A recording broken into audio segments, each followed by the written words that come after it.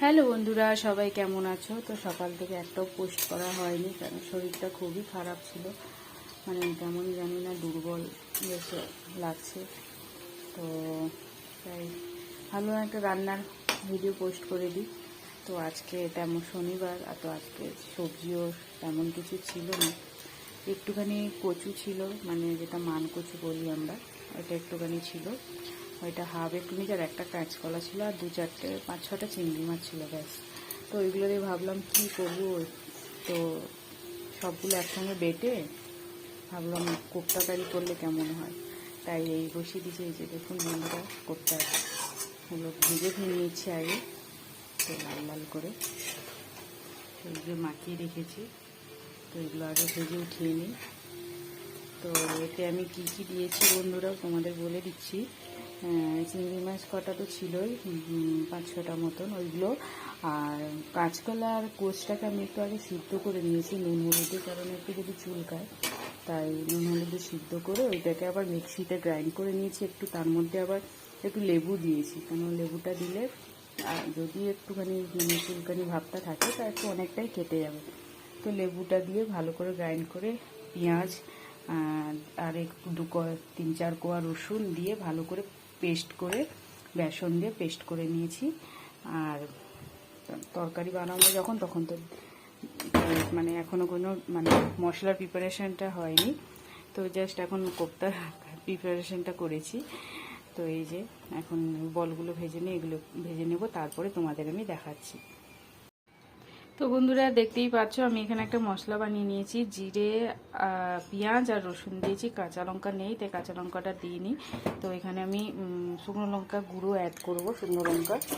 তো এই যে শুকনো লঙ্কার গুঁড়োও কিছু দেবো, আর এই যে কাশ্মীরি রেড চিল্লিটা এতে একটু হালকা অ্যাড করব, দিলে একটু কালারটা ভালো লাগে। তো আর একটা আর তো কিছু নেই, তাই একটু পালং শাক ছিল।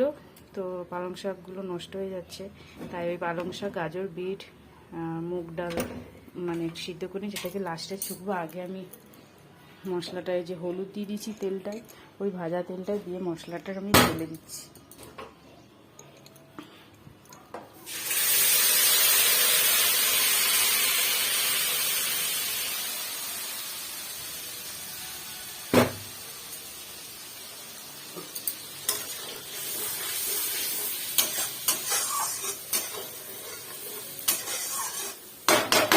টমেটোটা বন্ধুরা আমি দিইনি পেস্ট করে, কেন বেশি টমেটোটা পেস্ট করে দিলে বন্ধুরা মানে তরকারিটা পুরো একদম গ্রেভি টাইপের হয়ে যায়, মোটা হয়ে যায়, তো ভালো লাগে না। তাই টমেটোটা আমি ওপর থেকে কেটেই দেবো। তো এদিকে আমার ভাতও হয়ে গেছে বন্ধুরা। ভাতটাকে আমি প্রথমে গলিয়ে নেব, ভাতটা ফ্যানটাকে গড়িয়ে নিই, কেননা ভাতটা আবার এদিকে ঘেটে যাবে। তো চলো বন্ধুরা, পরপর দেখতে থাকো ভিডিওটা।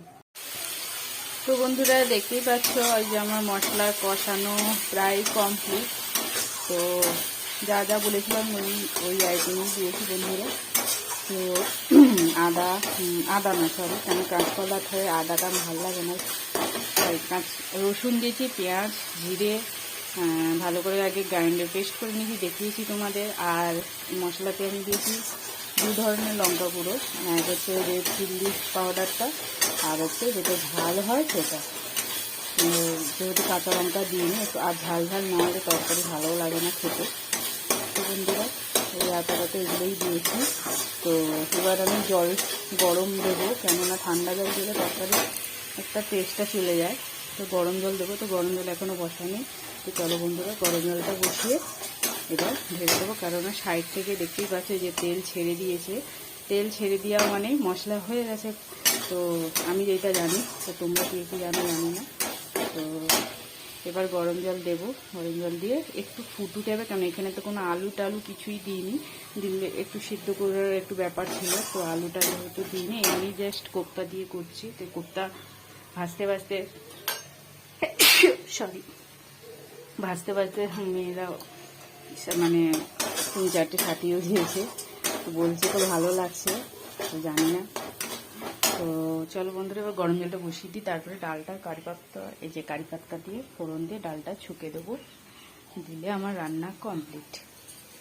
তো দেখো বন্ধুরা, কালারটা এসেছে আর কি, সত্যি মানে কাশ্মীরি রেড চিলি পাউডারটা দিলে এত সুন্দর একটা কালার আসে। আমার এই কালারটা এত ভালো লাগে, সে ঝোল যাতে পাতলা হোক জলের মতো নিতে আমার কোনো আই নেই, কিন্তু কালারটার জন্য এত সুন্দর লাগে দেখতে। তো চলো বন্ধুরা, গরম জল দিয়ে দিয়েছি, গরম জল দিয়েছি বলে দেখুন তাড়াতাড়ি ফুটটা উঠে গেছে। তো এবার একটু ফুটে যাক, দিয়ে আমি কোপ্তাগুলো দিয়ে একটু গরম। তো বন্ধুরা, এলাচ দিতে পারো, দারুচিনি দিতে পারো, একটু ঘিও দিলে আরও টেস্ট লাগে। দিয়ে তোমরা যে যেরকম লাস্টে নামানোর আগে দিয়ে নামিয়ে দেবে। আর ঘিটা দেবে, কিন্তু ঘিটা দিলে একটু টেস্টটা ভালো লাগে। তো আমিও দেবো ঘিটা, একটু ফুটে যাক। এই যে দেখছেন ফুটও উঠে গেছে। তো চলো বন্ধুরা, যদি আমার রেসিপিটা ভালো লাগে তো প্লিজ সবাই একটুখানি লাইক কমেন্ট শেয়ার করে দিও। টাটা, সবাই ভালো থেকো, গুড আফটারনুন সবাইকে।